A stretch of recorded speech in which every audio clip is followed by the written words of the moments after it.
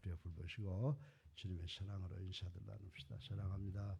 반갑습니다. 예, 우리 매일 새벽에 기도할 때마다 이 기도는 품앗이라고 하는 것을 늘 기억하셔서 이 자리에 계시지 않는 분들을 위해서 우리가 기도하시기 바랍니다. 많은 분들이 마음은 원이로되 육신이 연약해서 나오지 못하는 분, 또 가정에서 또 영상으로, 요즘에 이제 영상이 잘 되어 있으니까 영상으로 드리는 분들이 많을 것으로 생각하고 있어요. 영상으로 예배 드리는 분들을 위해서, 또 해외에 또 있는 분들, 우리가 잘 아는 바와 마찬가지로 로스앤젤레스나 달라스나 노스캐롤라이나 또 시애틀, 그리고 브라질, 태국, 우리 사랑하는 아들, 딸들이 산재해에 있습니다. 브라질 같은 데서는 제 새벽 기도도 보고 예배도 참석하고 매일 댓글을 주는 분들이 있어요. 그리고 다들 시애틀이나 로스앤젤레스 그리고 노스캐롤라이나에서도 댓글을 주고 함께 참여를 하고 있습니다. 우리가 이제 기도로도 서로를 위해서 기도하는 우리가 되어야 될 줄로 믿으시기를 주님의 이름으로 축원합니다. 그래서 우리가 이 예배를 드리러 나온다, 교회 나온다라고 하는 것은 한마디로 표현하면 우리 하나님을 만나러 나오는 거죠. 하나님 나와서 뭐 하는데요? 우리가 가지고 있는 최선의 것을 드리는 것이 예배라고 하는 사실을 우리는 알아야 되는 줄로 믿습니다. 그래서 우리가 하루에 새벽에 나오면서 제일 먼저 예배에 나오면서 생각하는 게 뭐예요? 내가 정말 하나님의 자녀답게 살았는가? 라고 하는 이 반성, 그리고 우리 기독교적으로 말하면 회개를 해야 된다. 그래서 회개를 통해서 하나님과 우리 사이를 가로막고 있는 모든 죄악의 담을 허물어버리는 그런 삶을 매일매일 살기 위해서 우리가 죄라고 하는 것을 생각해 보게 된다라고 하는 것입니다. 그런데 우리가 죄라고 하는 것을 생각해 보면 그 앞서 생각되어지는 게 뭡니까? 우리는 하나님께서 아름다운 에덴 동산을 만들어서 우리 인간의 조상인 하와와 아담과 하와에게 정말 모든 것을 다 제공해 주셨죠. 그러나 단 한 가지, 에덴 동산 중앙에 있는 지혜를 알게 하는 선악과는 먹지 말아라 라고 하는 그런 명령을 주신 것을 우리가 늘 기억합니다. 그런데 우리는 이러한 환경 속에서 이 땅에 창조된 아담과 이브가 하나님께 범죄함으로 에덴 동산에서 추방당한 그 인류 조상의 시조 아담과 하와의 비극적인 이야기를 늘 머릿속에 담고 있다라고 하는 것입니다. 그들은 에덴에서 추방되기 전과 추방된 후의 삶이 완전히 현격하게 달랐다라고 하는 것을 우리는 잘 알고 있습니다. 에덴 동산에서는 하나님께서 만들어 놓으신, 하나님께서 제공해 주신 모든 것의 혜택을 누리는 그런 삶을 살았어요. 행복한 삶을 살았어요. 평안한 삶을 살았어요. 단지 한 가지, 동산 중앙에 있는 선악과를 먹지 말라라고 하는 말을 잘 순종해서 지켰으면은 별 문제가 없었을 것이다라고 하는 것을 우리는 잘 알고 있습니다. 그런데 불행하게 하나님의 말씀에 불순종하고 죄를 짓고 난 다음에 어떤 현상이 벌어졌습니까? 이 아담과 이브는 에덴 동산에서 추방당하고 말았다고 하는 것을 우린 잘 알고 있습니다. 그래서 추방당하기 전에는 평안한 삶을 살았지만은 추방당한 후에는 어떤 삶을 살았습니까? 땀을 흘려야 했습니다. 먹고 살기 위해서 땅을 일구어야 했습니다. 그리고 또 하나님께서 주신 인간 종족 보존의 법칙을 순종하기 위해서 해산의 고통을 당했다라고 하는 것을 우리는 잘 알고 있습니다. 그래서 정말 에덴 동산에서 추방당한 후에 아담과 이브는 한마디로 말하면 그들의 삶은 이 에덴 동산에서 쫓겨나기 이전과 후를 비교해 보면 정말 고통 중에 고통이었다라고 하는 거죠. 고통 중에 고통이에요. 기쁨이라고 하는 것은 없는 것 같았어요. 그럼에도 불구하고 아담과 이브가 두 아들을 출산했잖아요. 출산했을 때는 고통 속에서 생명을 출산했지만은 어떻게 됐을까요? 참 기쁨이었을 것이다 라고 하는 것을 생각해 볼 수가 있습니다. 그래서 아담과 이브가 낙원에서 추방당한 아픔은 계속 가지고 있지만은 그 고통 속에서 자녀를 얻은 기쁨은 참으로 컸을 것이다. 이렇게 추측을 할 수가 있는데 오늘 창세기 4장 1절에 보면 그 말씀이 기록이 되어 있습니다.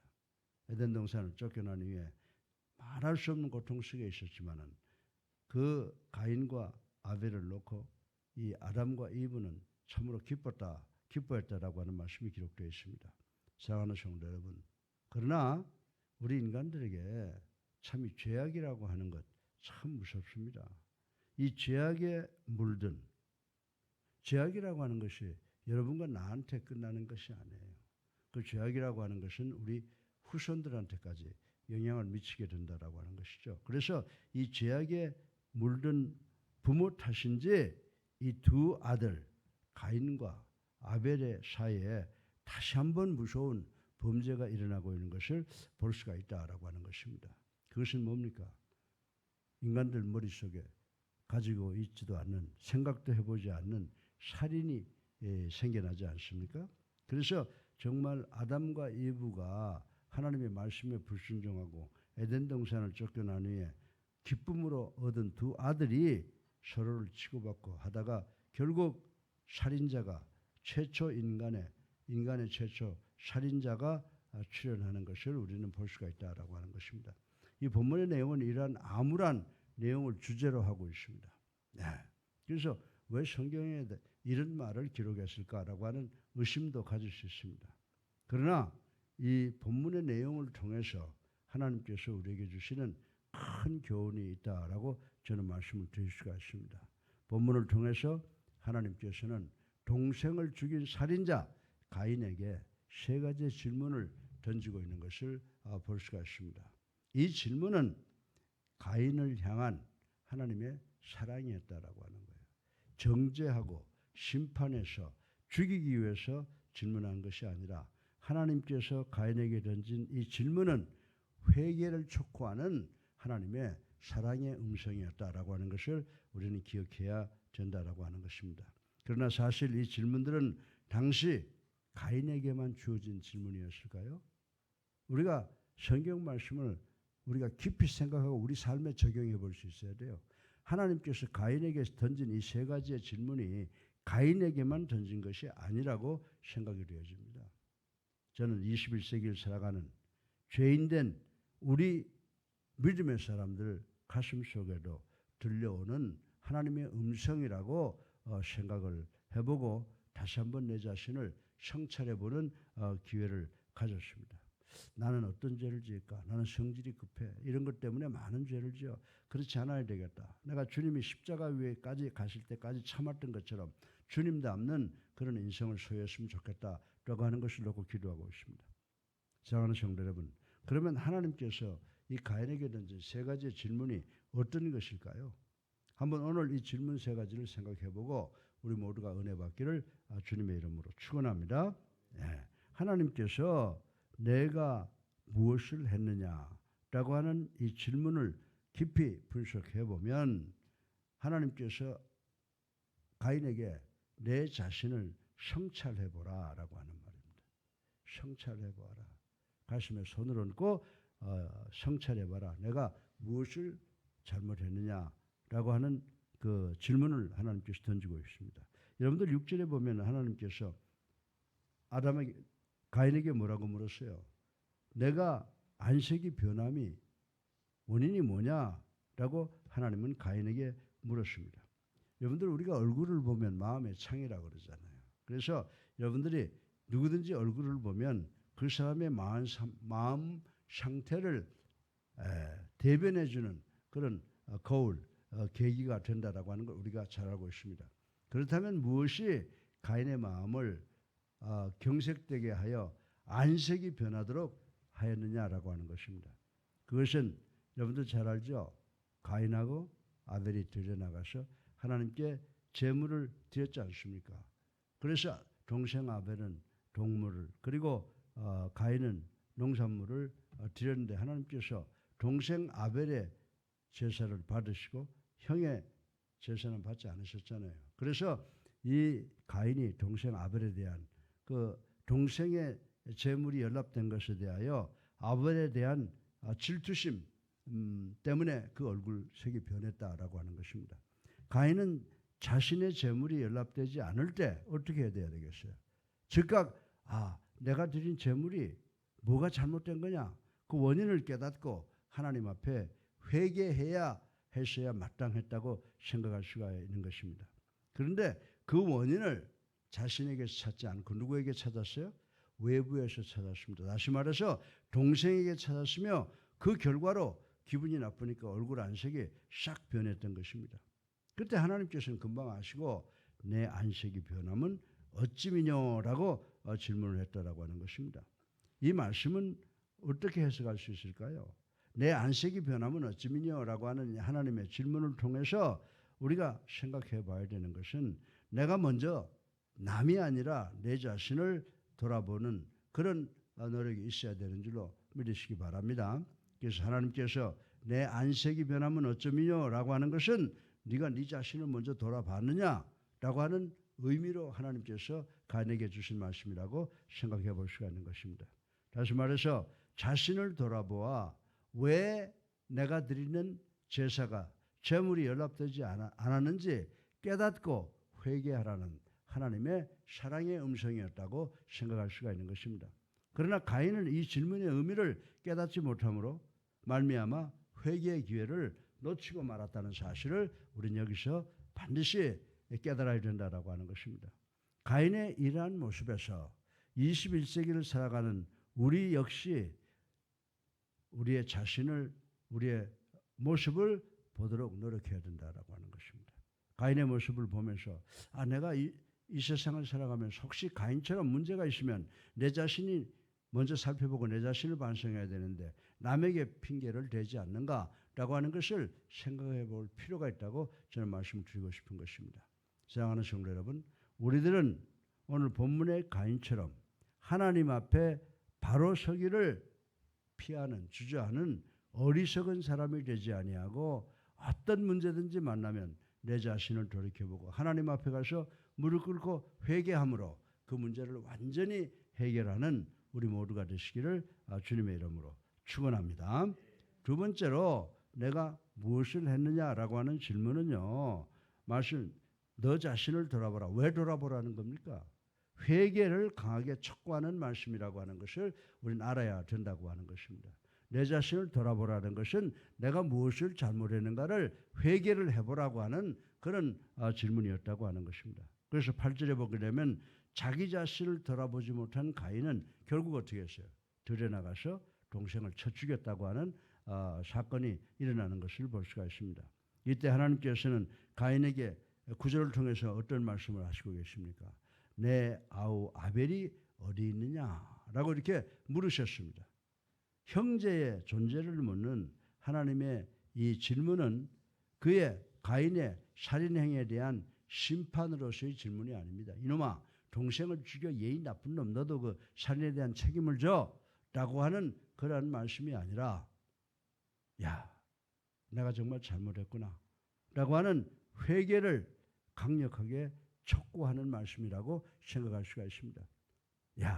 아직도 늦지 않았으니 너 자신의 잘못을 깨닫고 회개해라. 회개하고 원래 창조의 모습으로 돌아와라 라고 하는 하나님의 그 사랑의 언급이었다라고 하는 사실을 우리는 깨달아야 됩니다. 우리가 세상을 살면서 크고 작은 잘못을 하게 되면 하나님께서 우리의 마음에도 늘 권고가 계시지 않습니까? 회개하라. 내가 너를 용서해 주겠다. 회개하라 라고 합니다. 그때 회개하는 사람은 복 있는 자지만 회개하지 못하는 사람은 실제로 죽음의 길을 자처하는 것이다라고 말씀을 드릴 수가 있습니다. 그러나 불행하게도 가인은 이 하나님의 사랑의 음성마저도 거부해버리고 만 사실을 우리는 오늘 본문에서 발견할 수가 있습니다. 사랑하는 성도 여러분, 이러한 사실은 그 옛날 태초에 가인에게만 있었던 일입니까? 가인에게만 해당되는 이야기입니까? 아닙니다. 이것은 21세기를 살아가는 현대 오늘날 우리와 하나님 사이에도 해당되는 이야기라고 저는 생각을 합니다. 여러분들 사도행전 2장 39절에 보면은 예수님께서 십자가에 달려 들어가시고 부활하시고 승천하신 후에 베드로가 뭐라고 말합니까? 이스라엘 민족들한테 너희들이 예수님을 십자가에 못 박았느니라 라고 이렇게 외쳤습니다. 그때 이 베드로의 음성이 그 초대교회 성도들한테는 어떻게 들렸어요? 하나님의 음성으로 마음에 들려왔다라고 하는 것입니다. 그때 사도행전 2장 37절에 보면은 그 들은 사람들이 뭐라고 고백을 해요? 형제여 우리가 어찌할꼬? 형제여 우리가 어찌할꼬? 라고 회개했다는 겁니다. 하나님의 음성을 듣고 초대교회 성도들은 우리가 그 죄를 어떻게 해결할 수 있습니까? 라고 회개했다고 하는 것을 우리는 생각해 볼 수가 있습니다. 마찬가지로 21세기를 살아가는 우리도 기도 가운데 또 설교 가운데 하나님의 음성이 들려올 때 이 초대교회 성도들처럼 회개해야 된다는 사실을 명심하시기 바랍니다. 그리할 때 비록 인간의 법으로는 용서받지 못해도 하나님께서는 당신의 품성인 사랑으로 우리의 죄를 용납하시고 우리를 받아주시고 우리를 축복하시고 보호하시고 인도하신다고 하는 사실을 반드시 깨닫는 우리가 되어야 될 줄로 믿으시기를 주님의 이름으로 축원합니다. 세 번째로 마지막으로 내가 무엇을 했느냐라고 하는 이 질문은요. 이것은 하나님께서 가인이 무슨 죄를 저질렀는지 몰라서 야 이놈아 네 얼굴 안색이 왜 그러냐 네가 무슨 잘못을 했느냐라고 묻는 게 아니에요. 내가 무엇을 했느냐라고 하는 질문은 하나님께서 다 아시고 계시고 구체적으로 그 범죄를 하나하나 지적하시는 말씀이었다라고 이렇게 생각을 해 볼 수가 있는 것입니다. 계속 회피하고 반항하는 가인에게 하나님께서 마지막 질문을 던지셨다라고 하는 것입니다. 10절을 보세요. 내가 무엇을 했느냐라고 말씀하는 것입니다. 이 질문은 가인이 한 짓을 몰라서 물으신 것이 아니라 이 질문은 가인의 범죄를 다 한마디로 지칭하는 그런 말씀이었다라고 하는 것을 우리는 알아야 됩니다. 본문은 이 마지막 질문에 대하여 더 이상 가인의 말 대꾸가 없음을 보여주고 있습니다. 이 질문은 인간의 변명과 인간의 책임 회피와 인간의 교만에 종지부를 찍게 하는 하나님의 구체적인 질문이자 권고의 말씀이기 때문이라고 생각을 할 수가 있습니다. 우리는 이 마지막 질문을 모두가 다 두려워해야 되는 줄로 믿으시기 바랍니다. 그것은 오래 참으시고 회개할 기회를 주셨던 하나님께서 마지막으로 하시는 현장 검증적인 질문, 교훈이기 때문인 줄로 믿으시기를 주님의 이름으로 축원합니다. 그러므로 우리들은 이 질문이 있기 전에 회개하는 믿음의 사람이 되어야 돼요. 하나님께서 야 너 무슨 짓을 했느냐라고 하는 마지막 이 말씀이 떨어지기 전에 우리는 하나님께서 이 말씀이 있기 전에 항상 회개하는 믿음의 사람이 되어야 되는 줄로 믿으시기 바랍니다. 내가 성질대로 다 부리고 나서 바로 회개해야 돼요. 회개하지 못하고 그걸 오래 품고 나가면 결국 그 마음 하나, 조그만 점과 같은 그 마음 하나 때문에 내가 망하게 된다는 사실을 우리는 깨달아야 되는 줄로 믿으시기 바랍니다. 다시 말해서 우리는 하나님께서 선수 우리의 죄를 지적하시고 심판하시기 이전에 먼저 하나님 앞에 나아가서 회개하는 우리가 되어야 되는 줄로 믿으시기를 주님의 이름으로 축원합니다. 그래서 제가 여러분들에게 간곡히 부탁드리잖아요. 기도할 때는 영어로 사도행전 순서대로 하라고. 사도행전이 영어로 뭡니까? X, 대문자 A, 소문자 C, T, S. 그럼 A는 뭐예요? 언제든지 우리는 하나님께서 우리의 창조주 되신 것을 경배하고 찬양해야 돼요. 두 번째 C, A는 adoration, C는 confession, 회개하라는 거예요. 왜 회개가 두 번째 나옵니까? 우리가 늘 하나님 앞에 나서 예배드리고 내 최선의 것을 줘야 되는데 회개하지 않으면 하나님과 우리 사이에 그 죄라고 하는 게 가로막고 있어서 하나님께 상달이 되질 않아요. 그래서 하나님을 찬양하고 경배하고 회개하고 그 다음에 왜 T 아니에요? T는 thanksgiving, 감사라는 거예요. 뭘 감사해요? 우리 잘 먹고 잘 사니까 감사합니다라고 하는 이야기가 아니야. 근본적인 인간의 감사는 하나님께서 죽어마땅한 가인을 용서해 주신 것처럼 죽어마땅한 여러분과 나를 용서해 주신 그 사랑에 대해서 감사하는 거예요. 그 다음에 본 조그맣게 S가 붙어 있잖아요. 그게 supplication. 내가 이 사회를 살아가면서 필요한 모든 것을 하나님께 해결해 달라고 간청하는 것이다. 그래서 사도행전 X, ACTS, adoration 찬양, C confession 회개, T thanksgiving 주님에 대한 감사, S supplication 간청 이런 순서로 하라는 겁니다. 이걸 내가 수없이 가르치는데도 들을 땐 들어버리고 그냥 안 하는데 한번 해보세요. 성경적이에요. 네. 우리는 본문에 나타나 있는 하나님과 가인의 대화가 주는 교훈을 가슴 깊이 새겨야만 된다라고 하는 것입니다. 단순히 이 대화가 태초에 있었던 가인에게만 해당된다고 생각해서는 절대로 안 된다라고 하는 것입니다. 21세기를 살아가고 있는 오늘날에도 우리 믿는 자들에게 하나님의 종들의 메시지를 통하여 말씀, 성경을 통하여 양심을 통하여 끊임없이 자신의 범죄 상태에 대하여 경고와 질책의 질문을 또한 교훈을 던지고 계시는 그리하여 회개를 간곡히 촉구하시는 하나님의 사랑을 반드시 기억하고 실천해야 되는 줄로 믿으시기를 주님의 이름으로 축원합니다. 예, 하나님께서 가인에게 내가 무엇을 했느냐라고 하는 질문이 세 가지로 말씀을 드렸는데 뭐라고 그랬어요? 첫 번째, 너 자신을 성찰해 보았느냐? 네가 잘못된 것이 너 안에서 찾아보았느냐라고 하는 질문입니다. 두 번째, 회개를 강하게 촉구하는 사랑의 음성이었습니다. 세 번째, 구체적으로 범죄를 지적하는 질문이었습니다. 그럼에도 불구하고 가인은 회개하지 못했어요. 우리 예수사랑교회 성도 여러분, 항상 어떤 사건이 생기면 그 중심에는 타인이 아니라 나라고 하는 사실을 깨닫고 늘 회개하는 우리가 되므로 하나님의 사랑과 하나님의 보호와 하나님의 인도 속에서 살아가는 저 천국을 향해서 나가는 우리 모두가 되시기를 주님의 이름으로 축원합니다. 사랑이 많으신 아버지, 오늘도 짧은 말씀을 통해서 내가 무엇을 하였느냐라고 하는 말씀을 깊이 생각해 보았습니다. 이 어렵고 힘든 세상을 살아가면서 문제가 생길 때마다 내 자신을 돌이켜보는 저희가 되게 하여 주시옵시고 회개하는 우리가 되게 하시고 구체적으로 범죄를 낱낱이 생각하고 그 구체적인 범죄를 회개해서 하나님께 용서함 받는 우리가 되게 축복하여 주시옵소서. 예수 그리스도 이름으로 감사하며 기도드렸사옵나이다. 아멘. 할렐루야. 우리 다시 한번 사랑합니다 인사하세요. 말씀에 순종합시다. 정말 말씀에 순종하는 삶을 살아야 돼요.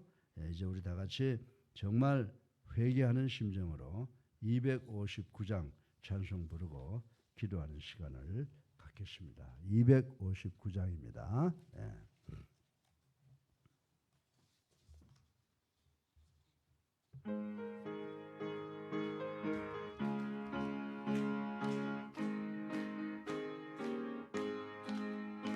예수 십자가에 흘린 피로써 그대는 씻기어 있는가? 더러운 죄 희게하는 능력을 그대는 참 의지하는가? 예수의 보혈로 그대는 씻기어 있는가? 마음속에 여러 가지 죄악이 깨끗이 씻기어 있는가? 주 예수와 밤낮으로 늘 함께 그대는 행동을 하는가? 아무 때나 어디서나 그대는 십자가 붙들고 있는가? 예수의 보혈로 그대는 씻기어 있는가? 마음속에 여러 가지 죄악이 깨끗이 씻기어 있는가? 주님 예수 다시 올 때 그대는 영접할 예복이 있는가? 그대 몸은 거룩한 곳 천국에 들어갈 준비가 됐는가? 예수의 보혈로 그대는 씻기어 있는가? 마음속에 여러 가지 죄악이 깨끗이 씻기어 있는가? 모든 죄에 더러워진 예복을 주 앞에 지금 나보소서. 샘물같이 솟아나는 보혈로 눈보라 저에게 씻으라. 예수의 보혈로 그대는 씻겨 있는가. 마음속에 여러 가지 죄악이 깨끗이 씻겨 있는가. 아멘. 할렐루야. 예, 이제 우리 지어 세번 합니다.